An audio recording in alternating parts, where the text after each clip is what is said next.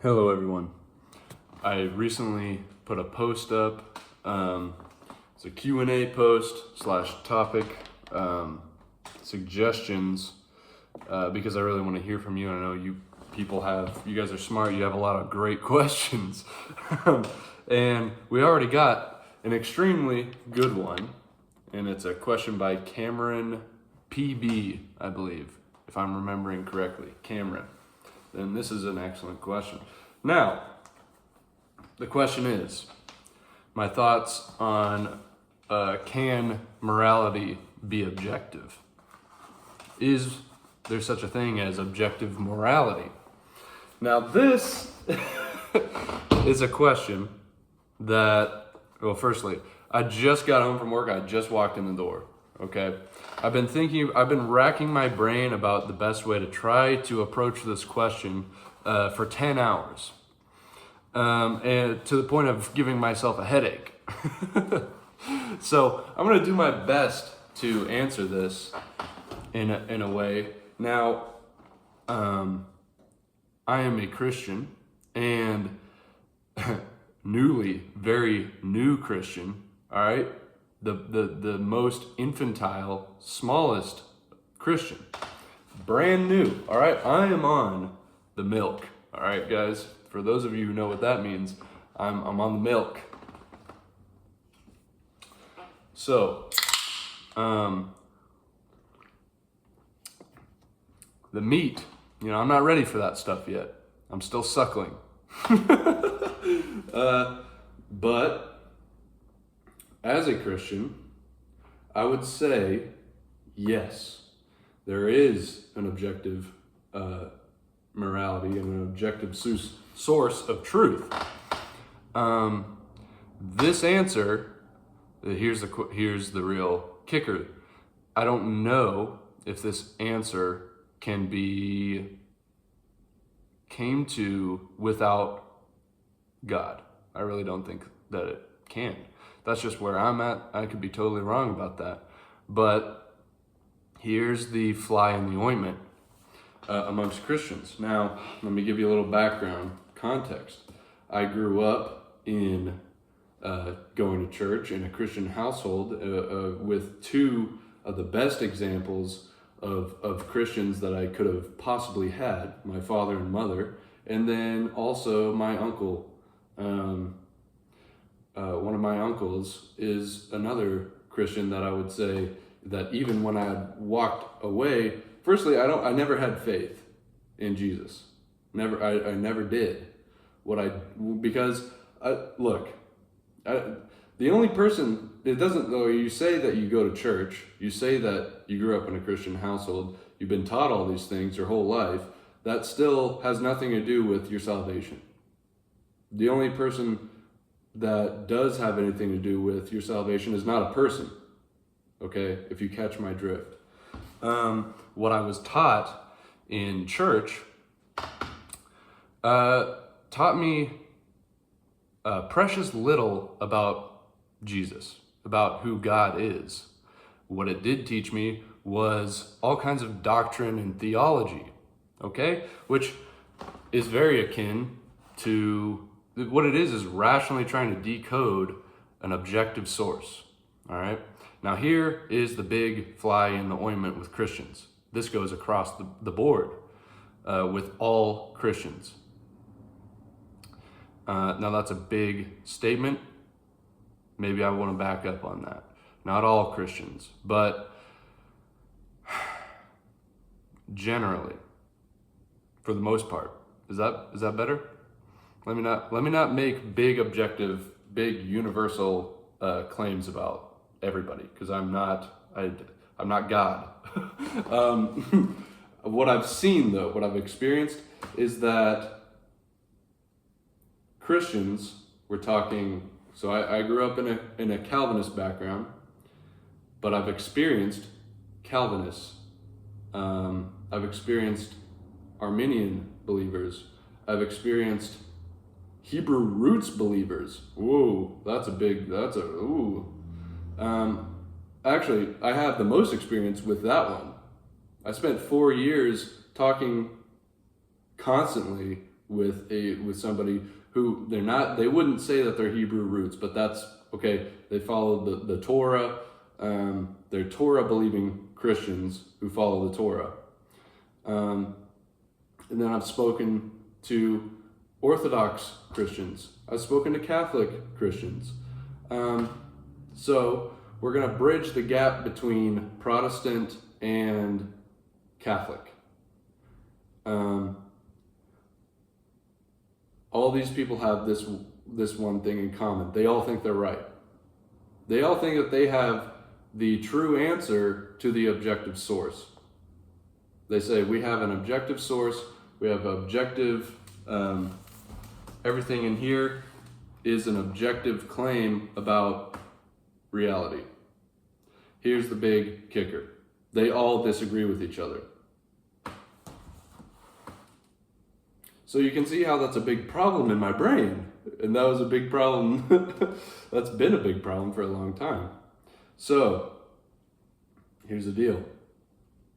Do I think that there is an objective truth about morality and an objective source? Yes. Do I think that any man, any denomination, any walk of branch of Christianity has it? No. So in a way, what Christians have to deal with as well is subjectivity. That's a conclusion that I've come to.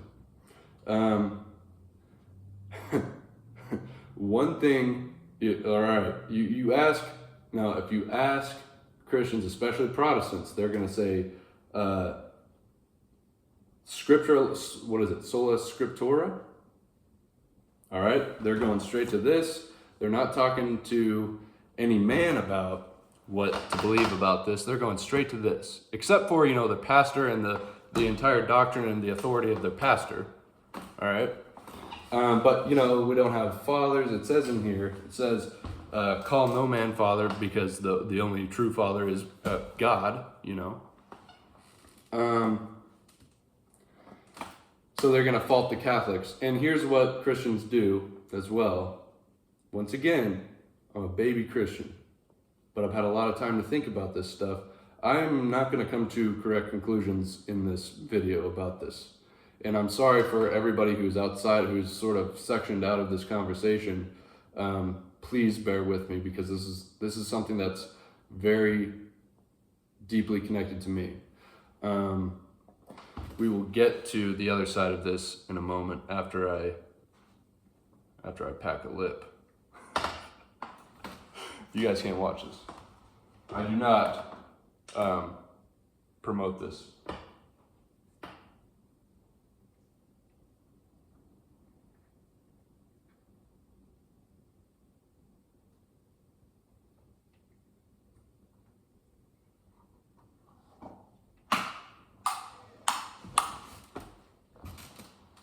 All right.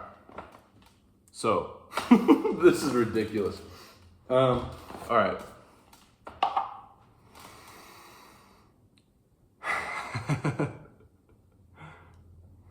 A complaint that I have with these Christians is the no true Scotsman fallacy of Christians.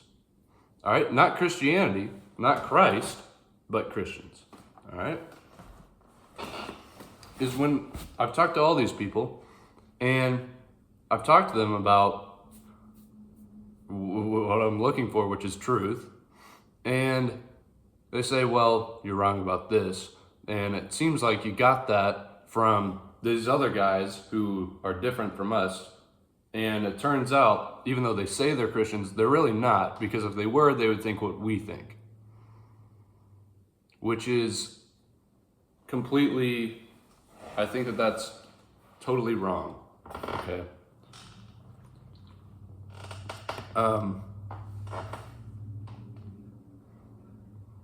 I've heard this from Catholic Christians. I've heard this from Orthodox Christians. Actually, I just recently heard this from a popular guy on YouTube, Orthodox YouTuber, Father Moses. In one of his videos, he said, I used to be a part of I used to be a Calvinist. And back then I didn't know Jesus.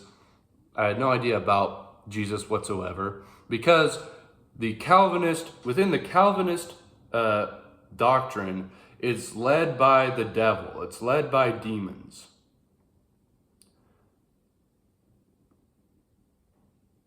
Okay, you can see how this is completely separating Christians, and what I see within or in and around Christians and Christianity is a whole lot of talking of just separation of people, fellow believers, okay, but they don't want to talk to each other. And what you get the sense of is, I don't know if you guys ever have experienced this, but when you were a little kid, maybe if you have siblings and you're arguing with your siblings and you have only mean things to say about one another, and your mother says to you, if you don't have anything nice to say, why don't you just be quiet?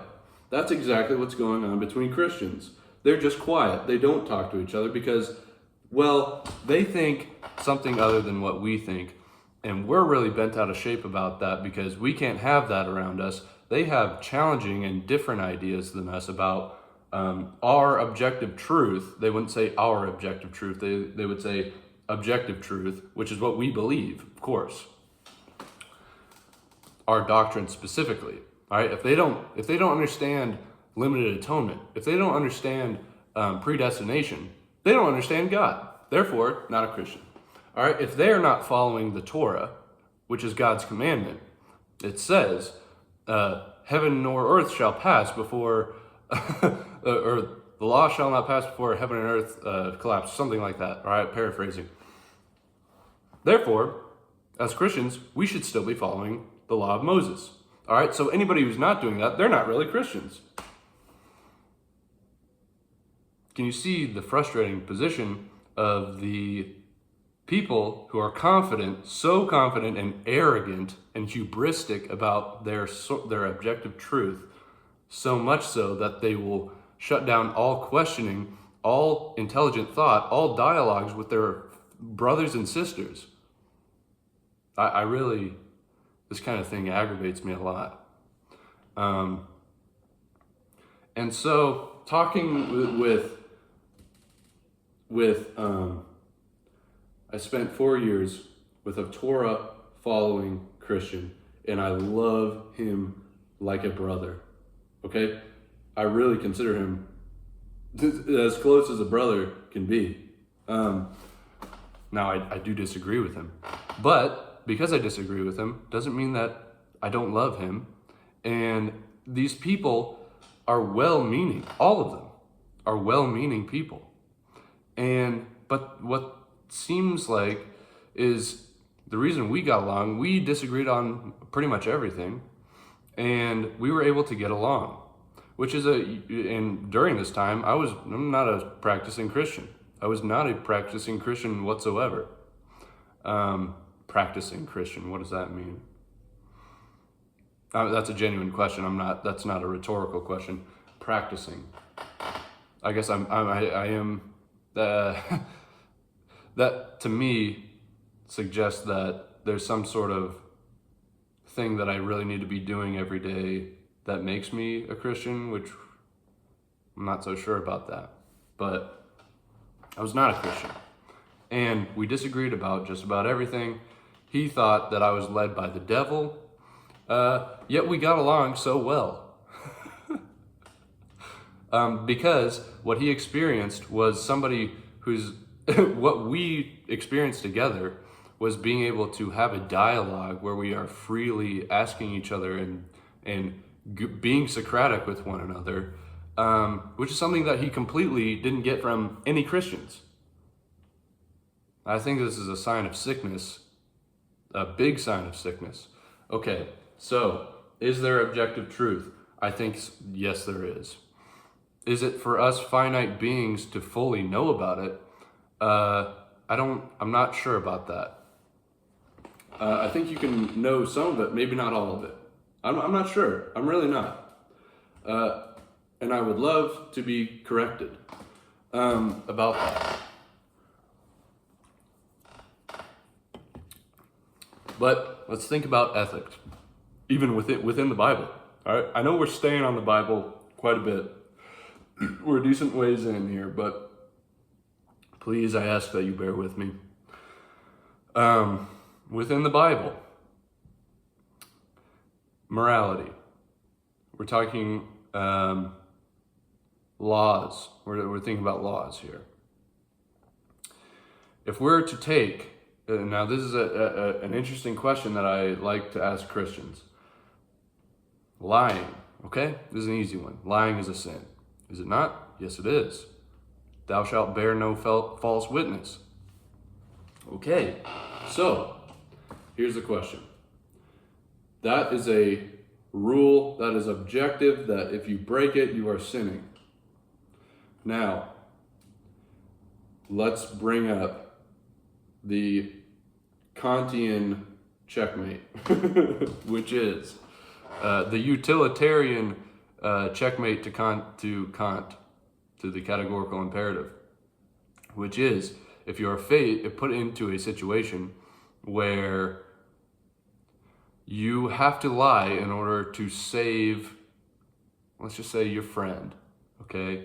Your friend, you're smuggling your friend, he's done no wrong, and there are people out to kill him. And the people that are out to kill him come and knock on your door and say, where is your friend? We're gonna kill him. Now, is the correct answer to A, lie and sin, or B, to tell them where your friend is, knowing that that means death for your friend? I can't help but think that the correct answer here is to lie. Okay?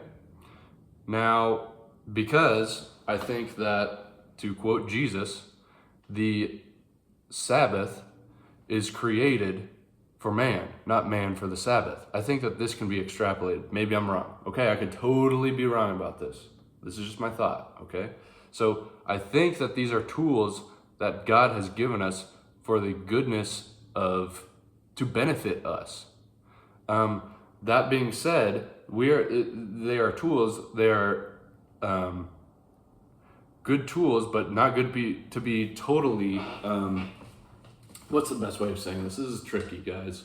This is really tricky, and I'm not sure about it. So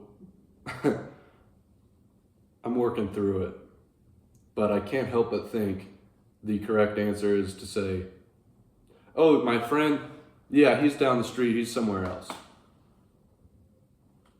All right. So that's my stance on that as of right now. So what does that mean? That morality is just completely subjective within Christianity and you can do whatever you want? No.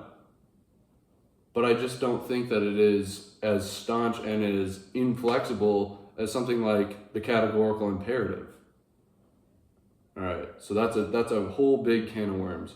Now, is morality, objective morality, possible without God? Without God, are all things lawful? Yes, I think so. Now, are all things beneficial? That's another question. No, I don't think so. Because here's the deal. Like we were talking about in the previous video,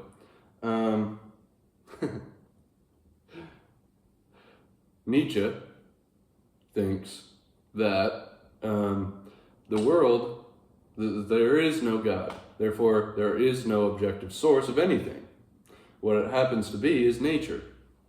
And therefore, all moral systems are moral systems that are invented and they're not from some sort of universal source. They are human, all too human. All right, so I think if this is true,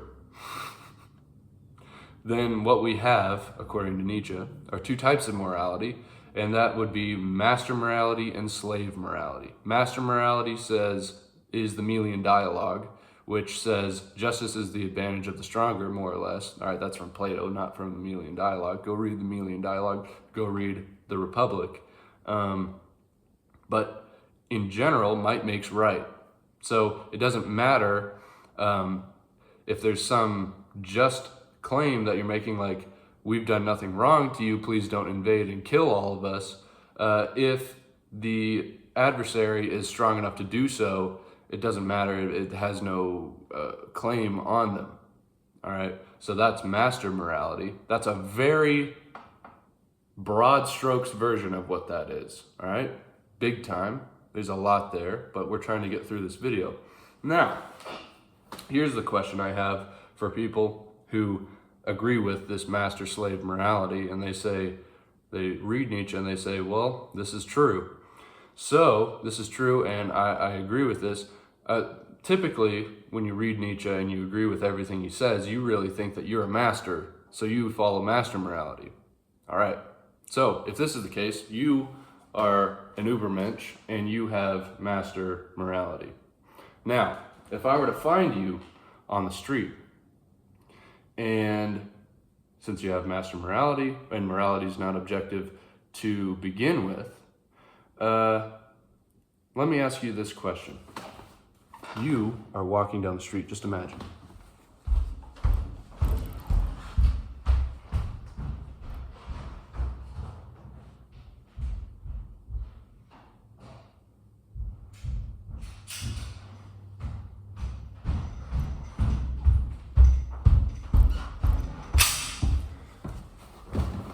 Give me all your money and your wallet and get on your knees. I'm about to shoot you in the back of the head.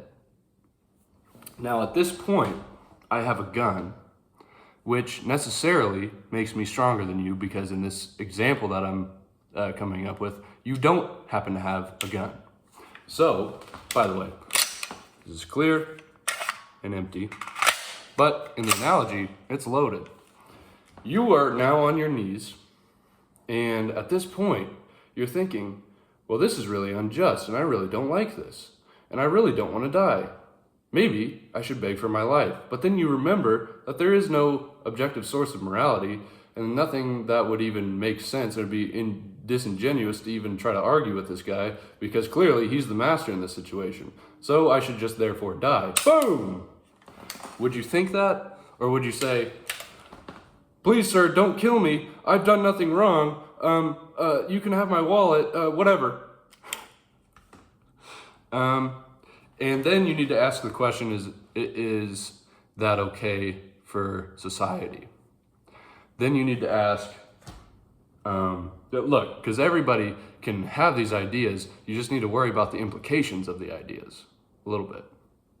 Now, this is a crazy example, and this is a outlandish example, and I'm making this is a pretty low brow. This is not a high tier argument that I'm making here, but you understand the point regardless. If this is true, are we then to derive an ought from an is? I don't think that follows. So, master, slave morality. When you watch the Animal Planet, when you look at nature, when you think about the Cipo matador, you think about all these things, you say, yes, this is true, that hawks eat sparrows, that the Cipo matador does what it will, because that's just so happens to be what it does, and we're not applying or placing any kind of moral judgments on this natural thing. And if you don't have the conception that man is higher or in any way special or removed from nature because we evolved from rocks and mud over billions of years, and this is all just a natural process and it's led up to this, and for whatever reason it is this way, are we then going to say that we have nothing wrong with people raping, killing, stealing, all of these things? Now, do you need God specifically to come up with these answers? No, because plenty of civilizations have come up with these answers. Now, Christians are going to make the natural law argument because of that. I'm aware of this. So, where are we going? Where are we going with this? Objective morality. I don't think without God, I don't know if you could look at nature, look at the way things are, and derive an ought from that. You could take a sort of an Aristotelian stance of it and think about what benefits humanity,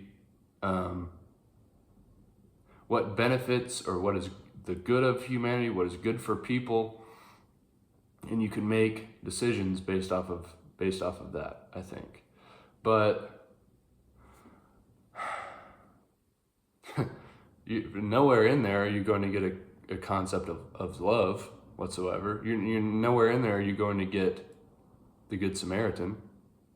That being said, Christians, think about this as well. Have you ever met a non-Christian, and if you were good enough to speak to them and get to know them truly, you'll find that there are plenty of people that are non-believers that are just as good morally and conventionally as you are. I think you need to be honest with yourselves. There are plenty of non-Christians that totally outdo the Christians. 100%. Okay, I'm speaking. I've seen both sides. I know this. But now I've been talking bad on Christians quite a bit.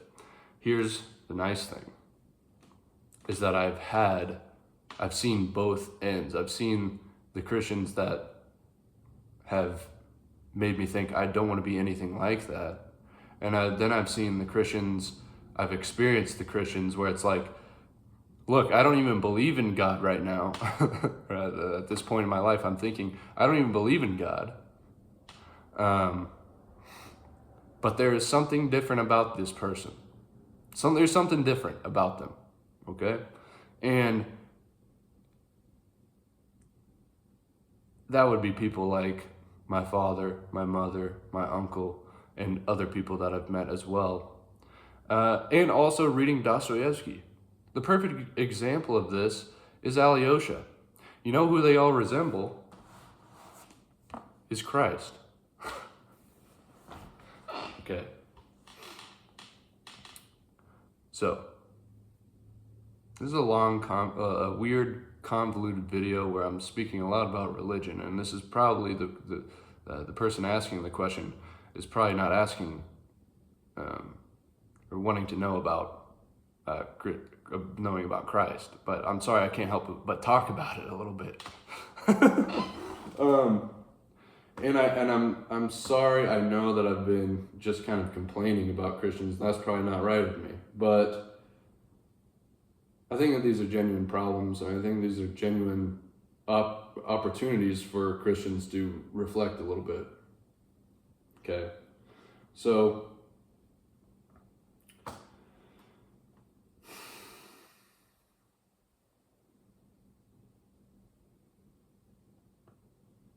man,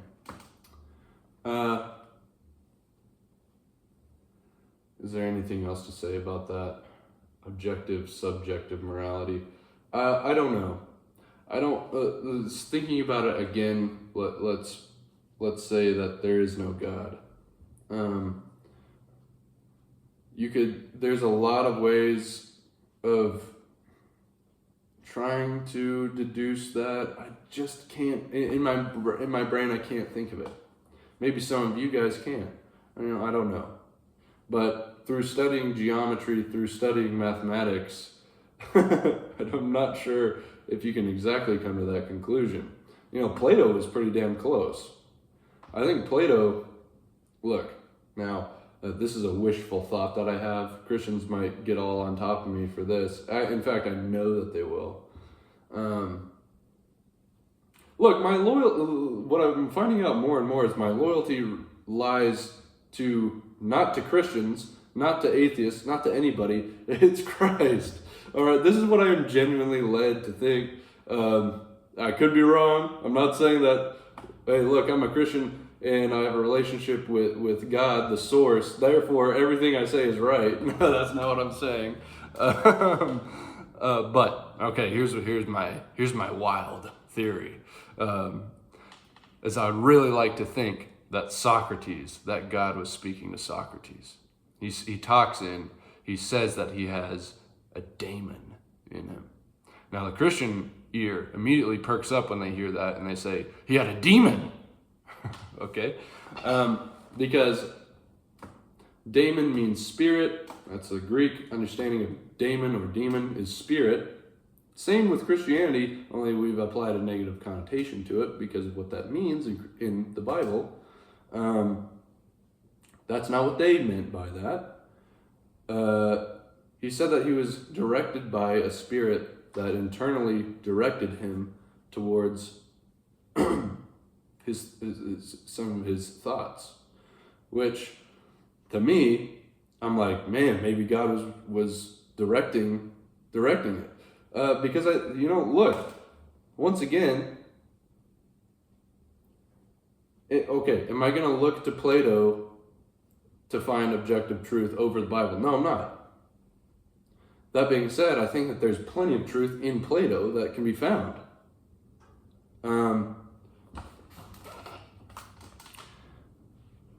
The story of the rich young ruler.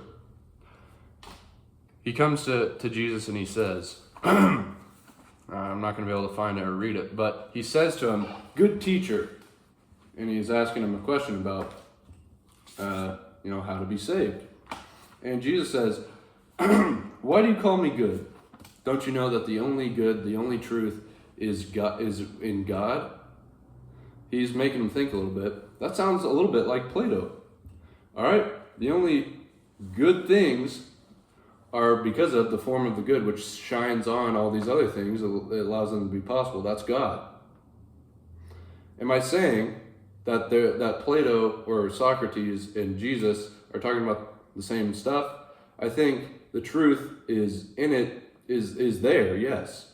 But do I think that Socrates was thinking about Jesus when he was saying that? Absolutely not.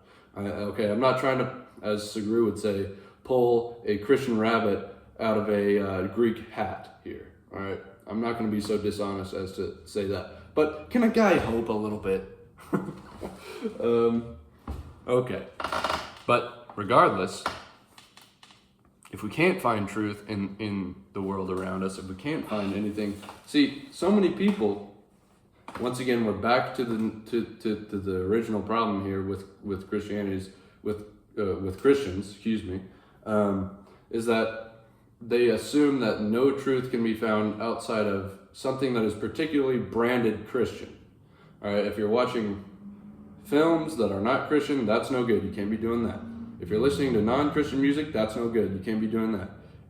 What it sounds like to me is it's very narrow-minded, and you are not looking to the beautiful world and creativity that we've been gifted with from God. Once again, I know nothing here, all right? Please be patient with me, because I'm sure that a lot of people are really willing and wanting to label me a heretic for a lot of things that I've been saying. But 1 Corinthians 18 through 23, let no man deceive himself. If any man among you seem to be wise in this world, let him become a fool that he may be wise. For the wisdom of this world is foolishness with God. Okay? That's important. Lots of people are going to quote that to make the exact opposite argument that I'm about to make. For it is written, I will catch the wise in their own craftiness. And again, the Lord knoweth the thoughts of the wise, that they are vain. Let no man therefore glorify in men. For all things are yours, whether it be Paul or Apollo or Cephas, or the world or life or death, or things present or things to come, for all are yours. All are Christ, okay? I think that's what he's saying. Maybe I'm wrong. Let's just read that again. And again, the Lord knoweth the thoughts of the wise, that they are vain. Let no man therefore glorify in men. For all things are yours, whether it be Paul or Apollo or Cephas, or the world or life or death, or things present or things to come, for all are yours. And you are Christ's, and Christ is God's. I don't think that what is being said here is that you can't find any truth anywhere else because you are Christ and Christ is God's. All things are yours, whether it be Paul, Apollo, Cephas, or the things, or the world, or life, or death, or things present, or things to come, for all are yours. I think truth, God, which is truth, is everywhere. And I think it's a narrow mindset and a narrow view of things that Christians have, where they just shut out everything that isn't particularly branded or specifically accepted by their branch or their dogma. I've had great examples, like my father. He said this the other day. He said, look, if God can speak to men through an ass, okay, through a donkey, don't you think he can speak to humans through men? The important distinction to make is not that I say Plato is so great, Plato or Socrates is so great. What I'm saying is the truth in Plato, the truth in Socrates is the great thing, which I believe comes from God. Okay? All right. This was one big, for the atheist crowd, seething still. They're like, oh man, he really went off on his cuckoo wacko tirade. Look, man, call me a fool, call me a retard, call me what you will, but I am what I must be. All right, that's probably a good place to just go ahead and end this. I hope and I pray that I have not overspoke, that I have not been arrogant or, which I probably have, honestly. And I'm sorry about that if I have. But, look, this is just...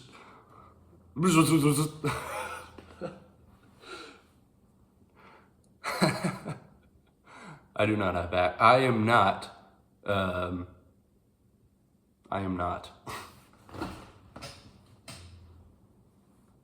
just a guy. I'm just a man. But if there is truth in what this man has to say, it is not because of the man saying it. All right. I hope you guys, this is probably a horrible answer to the question asked, but that's all I got for now, guys. I'm sorry if that was unsatisfactory. Goodbye.